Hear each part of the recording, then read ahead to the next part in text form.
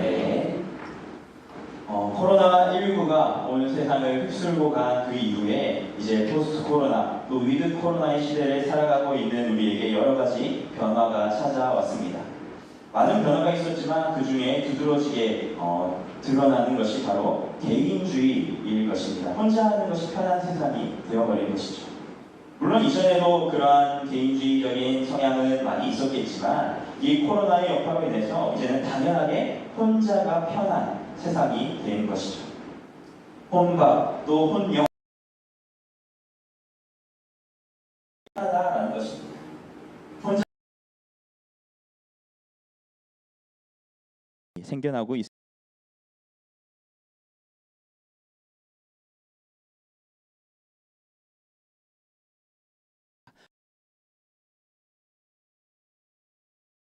그냥 내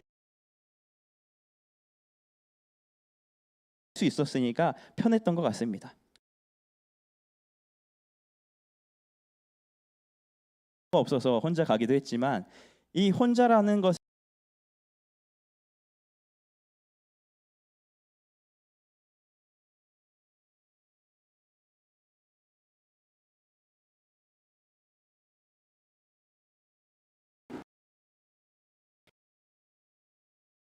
일정한 거리를 두던 거리를 두면서 함께 지는 이 시대를 살아가게 되었습니다.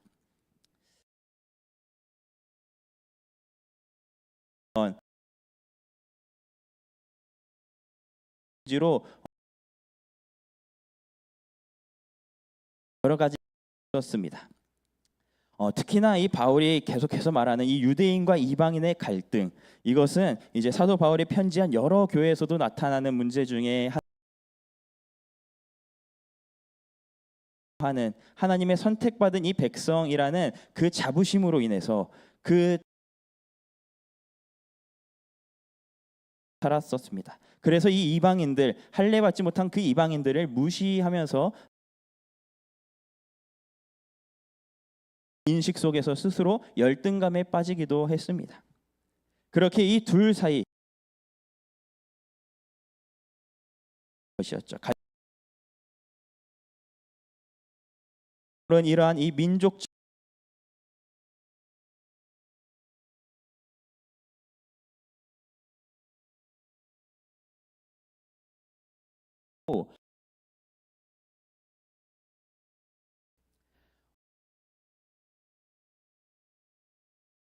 우리 모두는 다 죄인이다. 그래서 죄 아래 죽을 수밖에 없던 그러한 육체의 몸을 가진 사람들이어서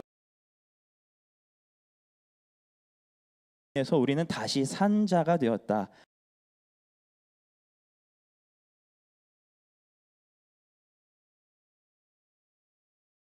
육체 그 사람들을 하나님께서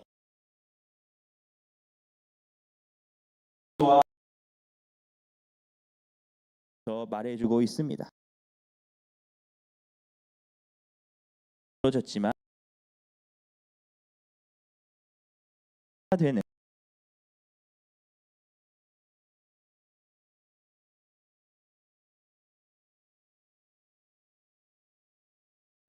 오늘이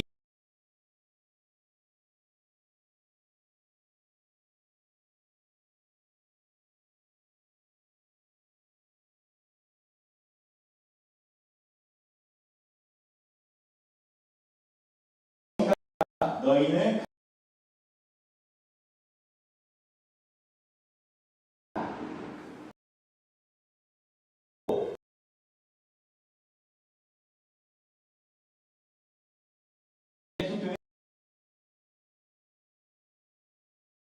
유대인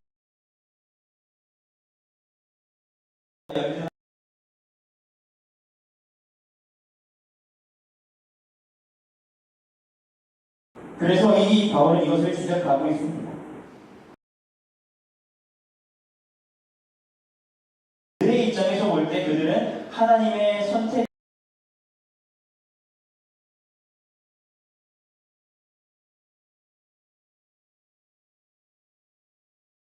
왜냐하면 하나님 하나님께서 세상 만민 가운데서 이스라엘 백성들을 가장 먼저 선택하셨고 자신의 백성으로 성민으로 하나님께서 그들을 택하셨기 때문입니다. 신명기에서 이스라엘 백성들을 가장 먼저 하나님께서는 택하셨습니다. 가장 먼저 택함을 받았다라는 것은 이것은 굉장히 대단한 특권 중에 하나일 것입니다. 그리고 사람으로서 하나님의 택함 받은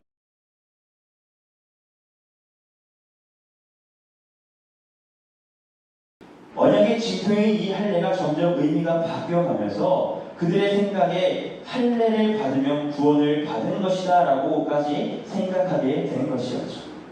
이제는 할례를 받았으니 우리는 구원을 받은 자들이고 할례를 받지 않는 너희 이방인들은 구원받지 못하는 사람들이다 라고 이렇게 이방인들을 무시하고 비난을 했던 것입니다. 사도 바울은 12절에서 이방인들에 대해서 이렇게 진술하고 있습니다. 5가지로 진술을 하고 있는데요. 그때에 너희는 그리스도 밖에 있었고 12절입니다. 12절에 그때에 너희는 그리스도 밖에 있었고 이스라엘 나라 밖의 사람이라 약속의 언약들에 대하여는 외인이요 세상에서 소망이 없고 하나님도 없는 자다 이렇게 말하고 있습니다. 예수님을 믿기 전에 에베소 교회를 비롯한 많은 이방인들 그리고 이방인 교회들은 그리스도 밖에 있었던 사람들이었습니다. 예수님을 믿기 이전에는 그들은 그리스도를 알지도 그리스도를 믿지도 않았던 사람들이었습니다. 그리고 이스라엘 나라 밖에 있던 사람들 하나님 나라의 백성들이 아닌 하나님 나라의 백성으로서 시민권이 없었던 사람들이었습니다. 또 약속의 언약을 받지 못했던 사람 구약에서 나오는 그 언약 백성이 아니었던 것이었죠. 세상에 소망도 없었다. 그리고 하나님과 분리되어서 하나님께 속한 자들도 아니었다. 이방인들의 모습에 대해서 이렇게 설명을 하고 있는 것입니다. 그리스도를 알기 전에 육체의 이방인이라고 불리던 자들의 모습이 이러한 모습이란 것이죠. 이것은 오늘날도 마찬가지일 것입니다. 오늘날 우리 가운데 그리스도 밖에 있는 자들 아직 세상 가운데에서 그리스도를 알지 못하고 하나님 밖에 있는 자들의 모습이 이러한 모습일 것입니다. 오늘도 여전히 하나님 밖에서 그리스도를 믿지 않는 수많은 사람들이 살아가고 있습니다. 에베소 당시나 오늘이나 별반 차이가 없는 것이죠. 여전히 하나님을 떠나 있는 자들이라면 하나님 나라의 백성이 아니고 언약의 대상도 아니고 세상의 소망에 하나님 나라의 소망에 있지 않고 하나님 없는 자들로 살아가고 있게 되는 것입니다. 2000년 전에 일어난 그 일로만 끝나는 것이 아니라 오늘 우리에게도 동일하게 일어나는 것들이고 그때나 지금이나 그리스도 밖에 있는 자들은 똑같은 형태로 여전히 나타나고 있으며 그때만 구원이 필요한 것이 아니라 오늘 우리에게도 여전히 이 구원이 필요한 것, 더욱더 필요한 시대가 되었다는 것입니다. 그러면서 바울은 에베소 교회에게 13절에 이렇게 말하고 있습니다. 이제는 전에 멀리 있던 너희가 그리스도 예수 안에서 그리스도의 피로 가까워졌느니라. 이제는 과거 그리스도 밖에 있던 너희였지만 이제는 멀리 있던 너희였지만 그리스도의 피로 하나님과 가까워졌다. 그리스도 피로 가까워졌느니라 라고 말하고 있습니다. 과거의 육체의 모습이었던 너희였지만 이제는 그리스도의 피로 말미암아 새 사람이 되었다라고 말하는 것이죠. 소망도 없고 하나님도 없고 이스라엘 밖 하나님 나라 밖에 있었던 그 사람들이 가장 필요했던 것 딱 한 가지를 뽑자면 바로 이 예수 그리스도의 피일 것입니다. 이 세상이 하나가 되는 길도 그리스도 안에 있는 것, 예수 그리스도의 피로 가까워지는 것, 이것 하나만이 이 세상이 하나가 되고 우리의 교회가 하나가 되는 유일한 방법인 것입니다. 예수 안에서, 이 예수 안에서란 말, 이것은 그리스도와 친밀한 관계를 유지하는 것. 예수를 구주로 믿음으로 말미암아서 구원받는 그 모든 사람은 이제 민족적인 이 차별을 뛰어넘어서 하나의 교회가 되었다라고 바울은 선포합니다. 예수의 피가 아니고서는 우리는 그리스도와 가까워질 수도 또 죄 사함을 받을 수도 하나님뿐 아니라 이웃과 가까워질 수도 없는 그러한 존재입니다. 이 그리스도의 피, 이 보혈의 피는 유대인에게만 나타난 것도 아닌 이방인에게만 있는 것도 아닌 모든 사람에게 나타나는 차별 없이 주어지는 하나님의 은혜인 것이죠. 14절 말씀에 이렇게 말합니다. 그는 우리의 화평이신지라 둘로 하나를 만드사 원수된 것 곧 중간에 막힌 담을 자기 육체로 허시고. 둘로 하나가 되게 하신 그 그리스도, 화평이신 그 그리스도, 그분께서 우리의 막힌 담을 허물어 주셨습니다. 예수님이 우리의 화평이시다라는 것, 이것은 이방인과 유대인들 사이에서 중재하며 연결시키는 이 페이스메이커, 평화를 만드는 그 메이커, 평화롭게 만드시는 그 역할을 감당해 주신 것입니다. 가까워질 수 없는 그들을 가깝게 만들어 주셨습니다. 여기 이 중간에 막힌 담을 하셨다라는 것, 이것은 예루살렘 성전 안에 있는 그 이방인의 뜰을 허물었다라는 것을 의미합니다. 예루살렘 안에는 유대인과 이방인을 구분하는 그 여러 가지 장벽들, 뜰이 있었는데 가장 바깥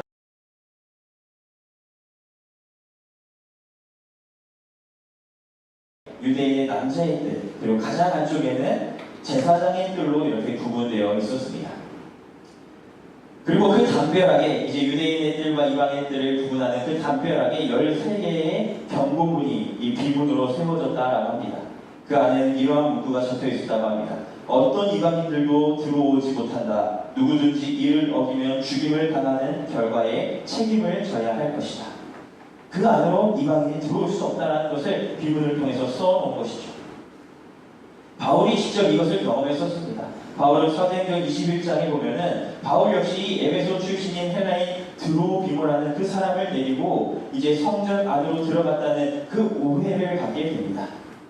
이것을 통해서 결국 이 바울은 이제 로마 감옥에 갇히게 되는 그 결과를 이제 맞이하게 됐는데, 바울이 경험한 이 유대인과 이방인들 사이에 세워진 이 담을 허물어야 한다라고 말하는 것이죠.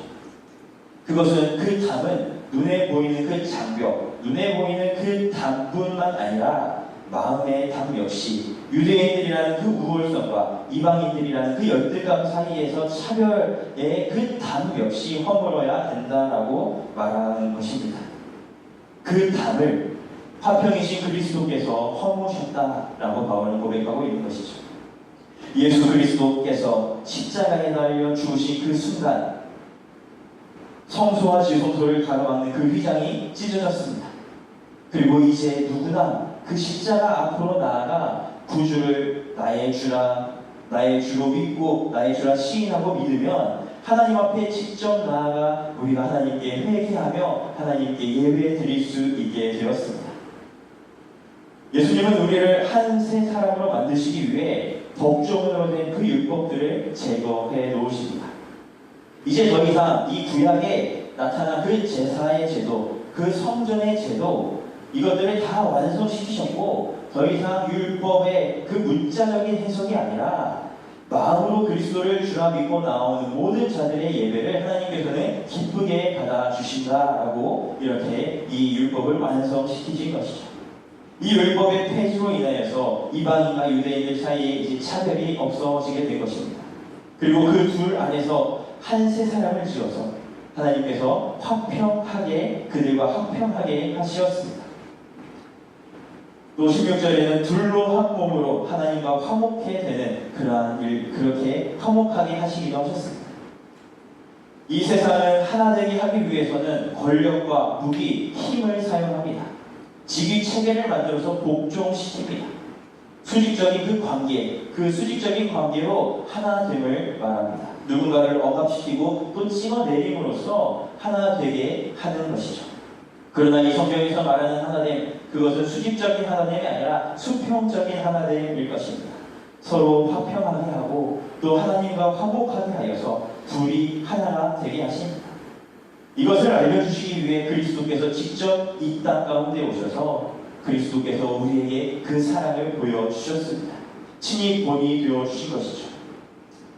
그래서 18절에 이렇게 말합니다. 이는 그로 말미암아 우리 둘이 한 성령 안에서 아버지께 나아감을 얻게 하려 하시니라.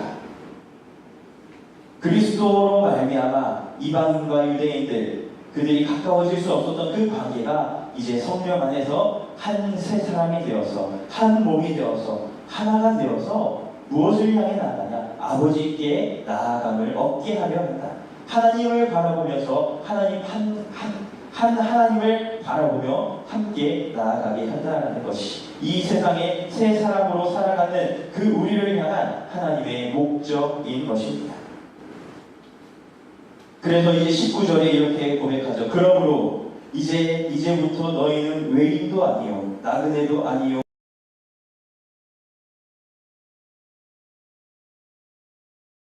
그러므로 유대인 성도와 이방인 성도가 한 몸이 되고 하나가 되고 둘이 성령 안에서 하나로 되어서 성부 하나님을 바라보며 나아가게 하셨으므로 또 이제부터 너희는 이제는 외인이 아니요 또 낯선 사람이 아니요 나그네가 아니라 여기서 이 나그네는 외국인을 의미합니다.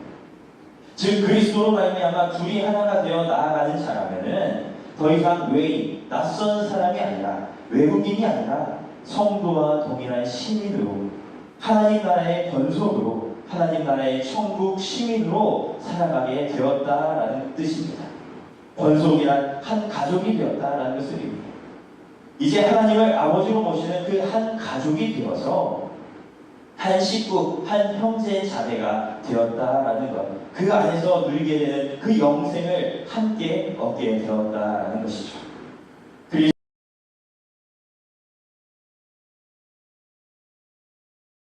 또 서로 다른 성을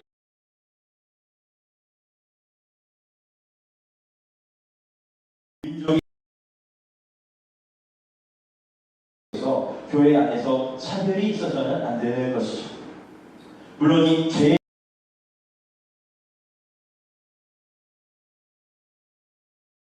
가질 수 있어야 할 것입니다.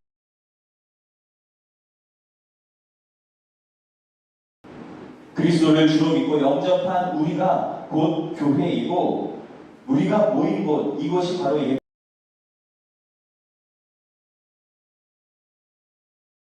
있어야 하고 또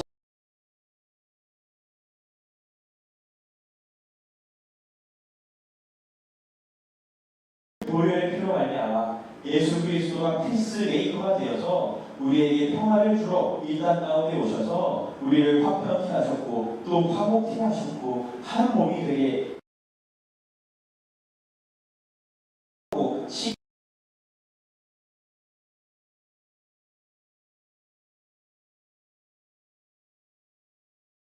나아가야 할 그러기 위해 보내주시어 우리를 구원케 하셨습니다. 이것이 교회가 가져야 할 기본적인 모습 방향을 향해 나아가는 것 이것이어야 할 것이죠. 20절부터 22절까지 목적을 이렇게 말해주고 있습니다. 너희는 사도 그리스도 예수께서 친히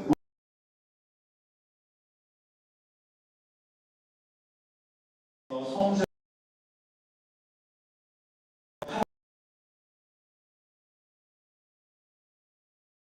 함께 지어져 가느니라. 20절은 이 성전의 기초를 보여주고 있습니다. 예수 그리스도가 친히 기초가 되어 주신다라는 것을 의미합니다. 사도와 선지자가 교회의 터를 닦아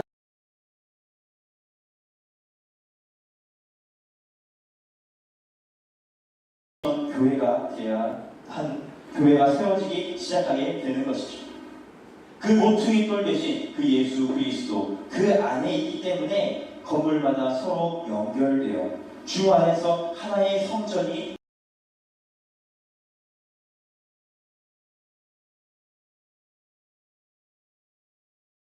우리는 하나 될 수 없는 존재들입니다. 우리는 찬양으로 주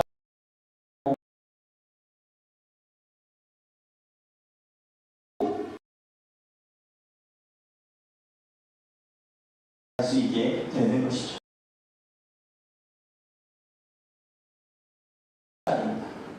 주 안에서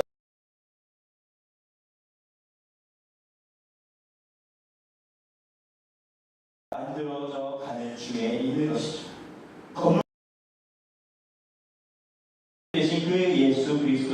기초하여 기반으로 두어서 날마다 그 안에서 살아있는 교회로 서로 계속해서 지어져 가고 성장해 나가는 교회로 계속해서 하나 되는 교회로 힘써 나아가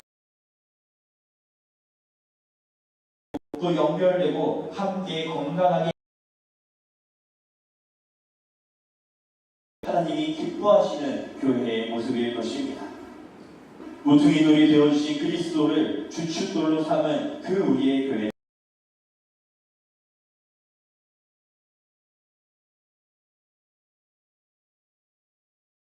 그 안에 본질인 그리스도는 여전히 살아 역사하시어서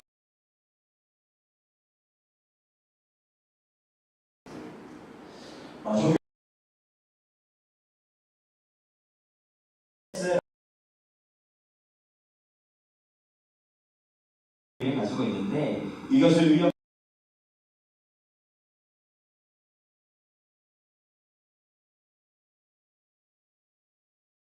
성경으로 돌아가자. 당시 성경 말씀으로 돌아가자라고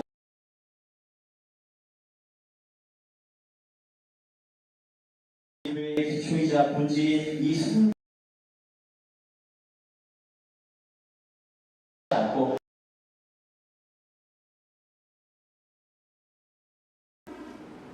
이 기초가 바로 서 있어야 건물이 굳건하게 설 수 있습니다.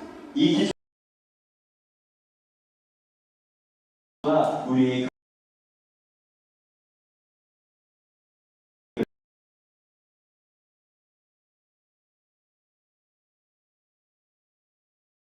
본질을 잃어버리지 말고 하나님께서 우리를 세우시고 하나 되게 하시고 한 몸 되게 하신 그 이유를 잊지 말고 나아가야 할 것입니다.